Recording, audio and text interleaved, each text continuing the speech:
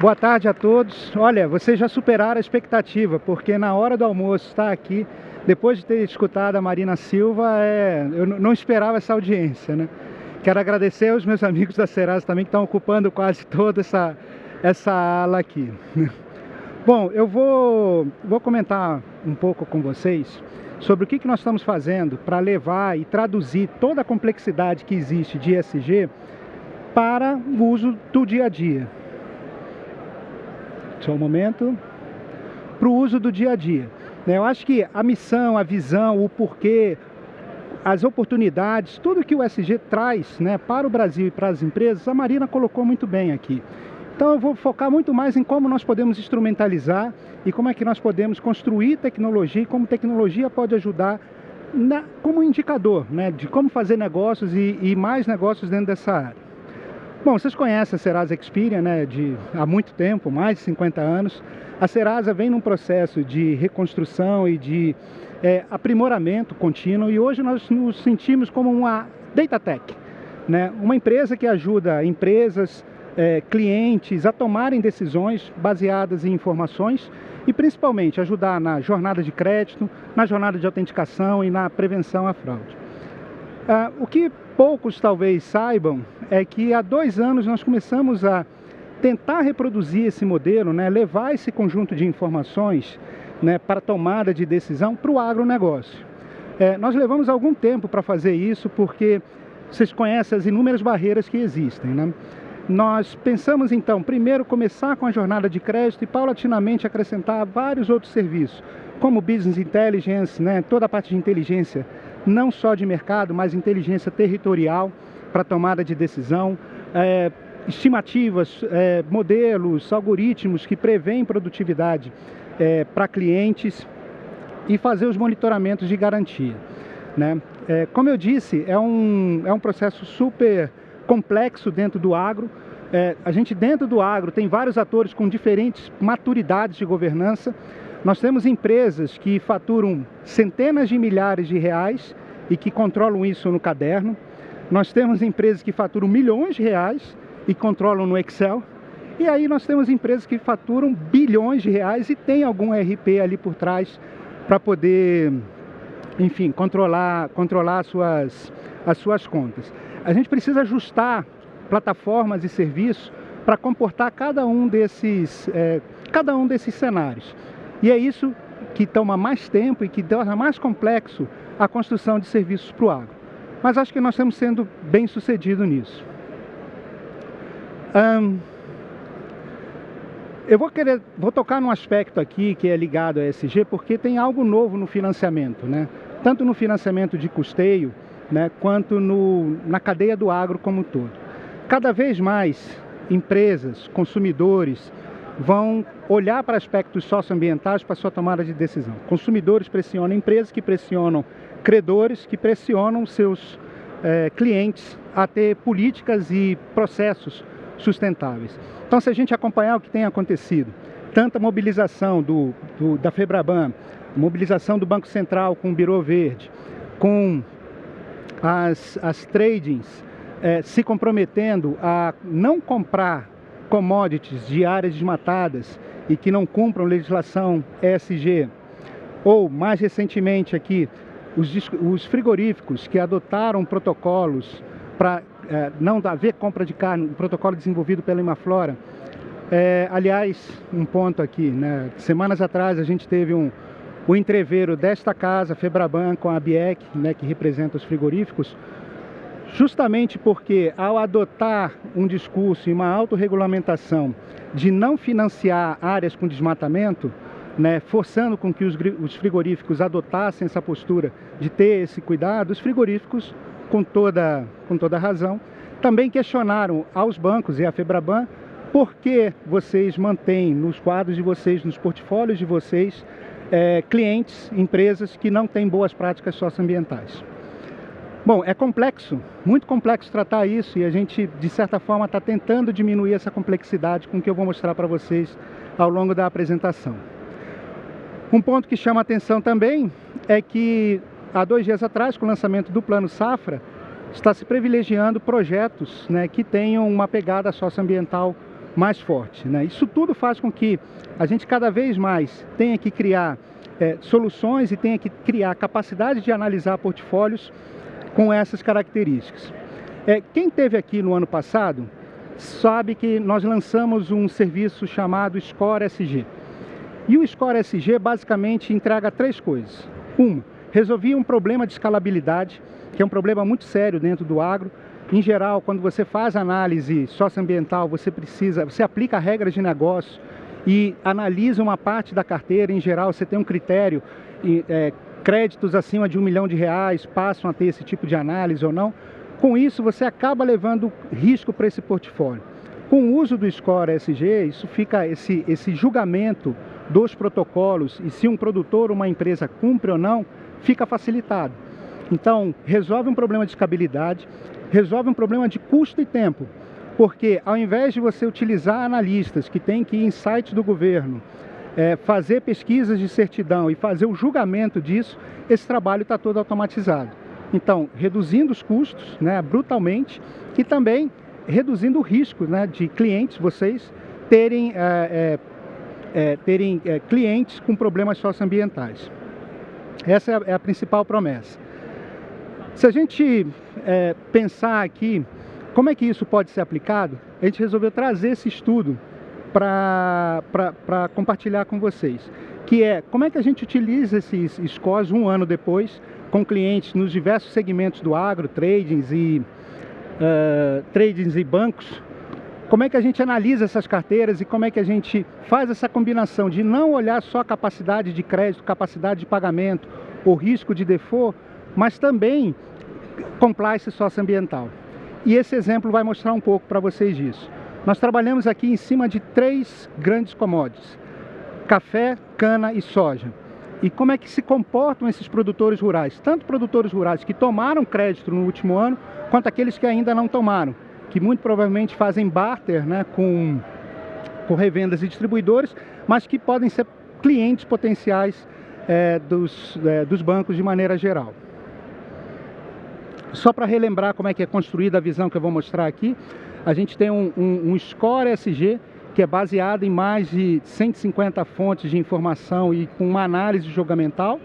E a gente tem do outro lado um AgriScore, que leva em consideração não só o comportamento do produtor, o comportamento de pagamento dele, mas também considera as dimensões de preço de commodity futuro, considera a dimensão de risco de imagem, o risco SG, e também considera o risco relacionado à produção. Naqueles 4 meses, como é que a produção pode ser afetada, ou por enchentes, ou por algum tipo de seca, né?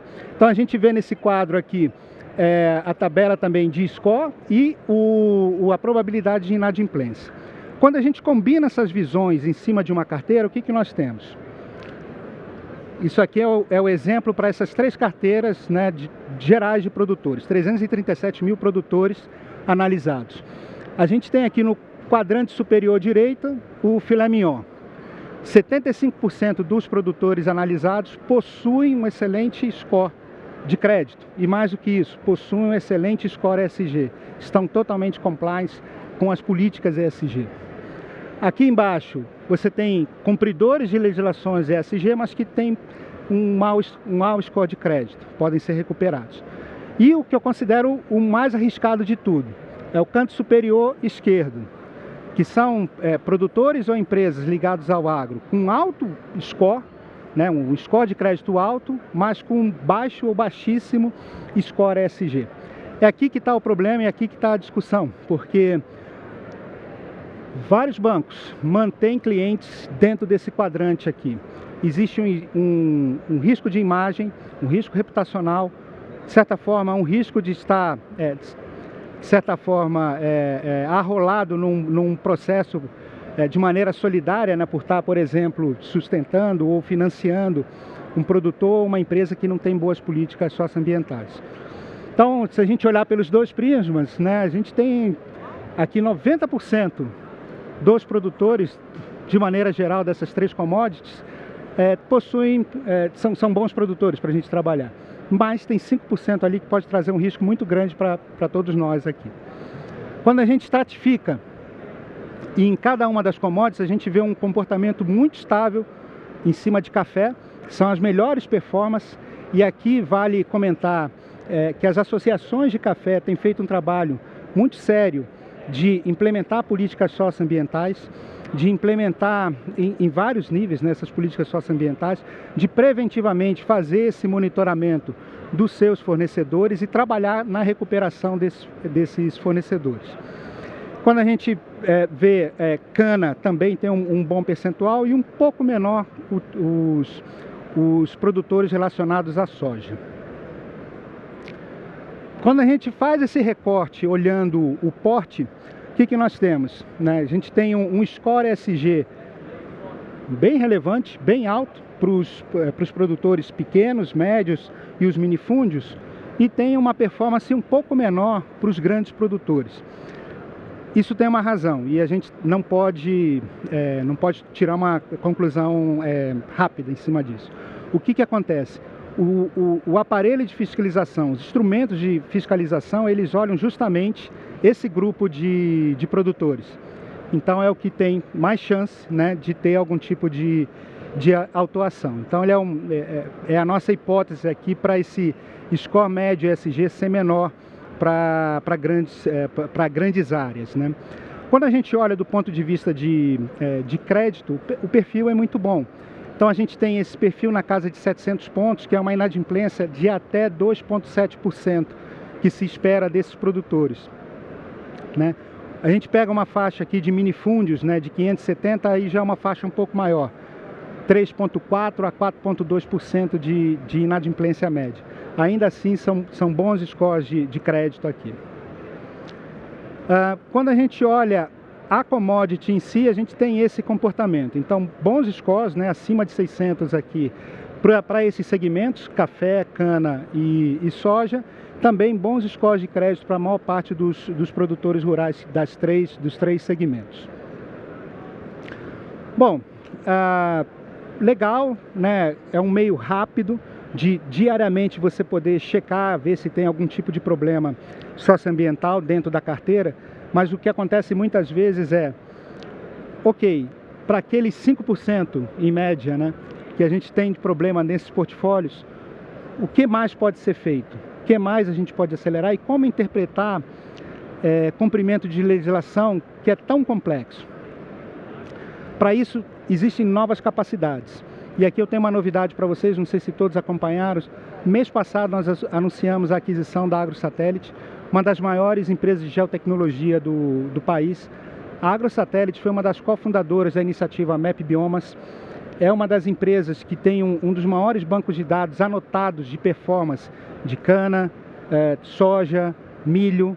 Esses dados anotados durante 2 décadas vai nos ajudar a fazer com que os sistemas, né, que nós treinamos, né, os sistemas de inteligência artificial que nós treinamos para reconhecer o comportamento dessas commodities, e mais do que isso, desmatamento e motivo de desmatamento, vai ajudar a dar a velocidade que vocês viram aqui nos scores ESG, né? A gente traz toda uma complexidade de colocar um analista, de abrir uma área, de abrir um CAR, comparar esse CAR com 1 ano atrás, 2 anos atrás, 5 anos atrás, saber se teve alguma supressão, se essa supressão é legal ou não. Isso vira um índice, vira um semáforo para decisores como vocês saberem o que ocorreu naquela área. Combinando essas capacidades, o que a gente faz, o que a gente provê para clientes? Basicamente uma análise, eu estou usando cana aqui e a gente tem para as demais commodities. A gente consegue ver primeiro a distribuição espacial de onde estão esses problemas. Quais são os CAs, quais são as fazendas que têm problemas. E com isso a gente consegue fazer um mapa mais detalhado, por exemplo, contra o protocolo daquela determinada commodity, né? Porque, como eu disse, é complexo. Se você é um exportador um plantador de soja, existe um protocolo específico chamado Moratória da Soja para o bioma amazônico, que você precisa analisar desmatamento de 2008 para cá. Então não se pode produzir soja e traders não compram soja de locais que desmataram depois de 2018. Desculpa, 2008. Se a gente olha para o Green Deal, que é a legislação europeia que entra em vigor no ano que vem, a gente tem desmatamentos a partir de 2020. Então, rapidamente, você consegue olhar para dentro dessa carteira e perceber se aquele produtor está fora ou atende ou não atende critérios de protocolos socioambientais do mercado de maneira geral. Porque se você tem a maior parte das garantias desse produtor baseadas na produção, pode ser que ele não consiga vender. Então, nesse exemplo aqui do lado direito, né? Produtor de cana que teve o seu CAR, né? Teve desmatamento de 2020, não vai conseguir vender essa produção, né? Que o destino final seja a Europa. E assim por diante nas demais commodities. Então, o que acontece é que o analista tem a capacidade de perceber isso, de aplicar o protocolo correto e saber ou não se pode continuar financiando esse produtor. Vocês viram que lá no score você tem faixas lá, verde que está tudo ok, vermelho que está muito ruim, amarelo é uma zona de atenção. E essa zona de atenção, ela pode ser ajustada à necessidade e à aversão ao risco ou não de cada uma das instituições. Então, por exemplo, quando a gente pega aqui a ocupação de terras indígenas, existe bancos, existe tradings que só pelo fato de uma terra indígena ser delimitada já quer parar completamente qualquer tipo de negócio com o produtor. Tem outras trades que tomam um pouco mais risco, espera ser declarada ou depois homologada para aí parar de fazer negócio. Então essa é uma zona que o analista precisa entender se como a instituição dele trabalha e se vai aplicar ou se vai fazer trading ou não com esses produtores. Quando a gente pega as zonas, por exemplo, de unidades de conservação, né? Então você tem um semáforo amarelo, ele é amarelo porque depende de interpretação e é uma zona que cai, por exemplo, numa área de proteção integral. Proteção integral, você não pode ter nenhum tipo de atividade agrícola naquele local. Então, para quem conhece aqui, o Petar aqui em São Paulo e Paraná, você não pode ter nenhum tipo de atividade agrícola naquela região, né?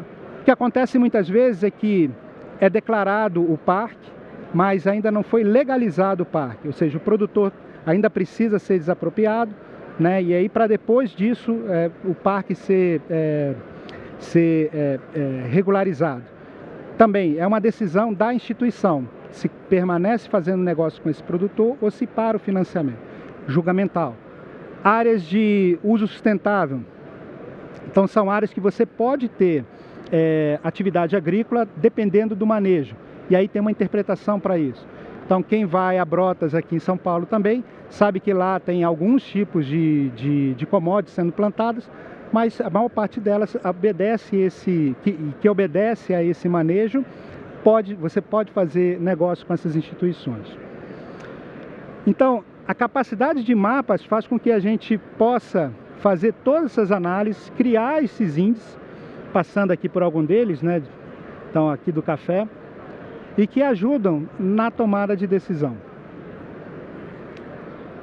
Então aqui, soja, que eu vou parar aqui, que é a coisa mais complexa, né? Onde a gente tem aqui no Mato Piba, na região do Mato Piba, aqui então Tocantins, Pará ali e o Maranhão, né? É uma zona com mais problemas socioambientais, né? E que precisa ser observada e atacada, né? Tem vários imóveis ali, e a maior parte desses produtores são produtores que hoje ainda não têm acesso a crédito diretamente, muito provavelmente para bancos que já aplicam esse filtro, né? É um dos motivos, né? Porque não tem acesso a crédito. Então tem essa análise aqui para a soja, e aqui novamente entrando na visão de desmatamento e o que pode ser impactado. Esse estudo vai ser distribuído para vocês. Hoje saiu uma reportagem na Forbes comentando um pouco desses resultados, mas o que eu queria colocar aqui é essa capacidade de analisar um assunto complexo como ESG com crédito é algo que vai agora permanecer o tempo todo, vai andar junto o tempo todo.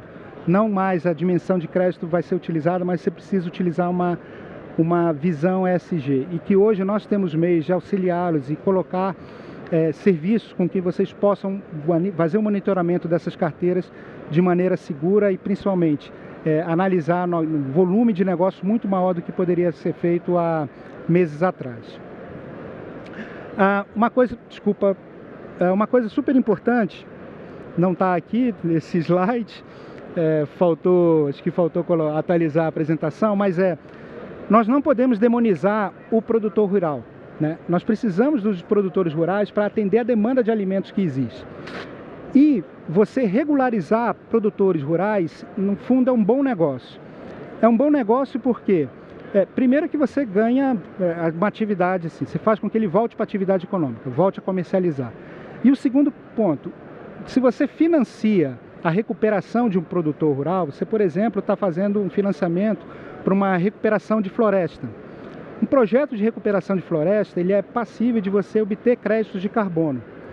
Então você não só recupera o produtor para que ele volte a comercializar seus produtos, mas você também gera uma garantia, né, em créditos de carbono, ou, se você quiser, dividir essa garantia como uma linha de receita para esse produtor, né? E essa é parte das capacidades que a gente consegue entregar com essas plataformas mais amplas de análise de risco, de análise socioambiental e de recuperação de produtores rurais. Então, faz parte aí do nosso roadmap de novas implementações, colocar o que nós chamamos de limpa-nome do agro, né? Só que ao invés de recuperar o crédito, na verdade a gente está recuperando a capacidade de comercializar por conta de ajustamento de regulamentação socioambiental desses produtores. Bom, se vocês quiserem mais novidades sobre o que nós estamos fazendo dentro do agro, os projetos que nós temos colocado, vocês podem acessar aqui, tem um QR Code, também temos nosso stand aqui do lado e estamos disponíveis aí para discutir com vocês, falar um pouco das nossas soluções e como é que a gente encara fazer mais negócios e facilitar o acesso a crédito de produtores de maneira geral. Tá? Muito obrigado aqui.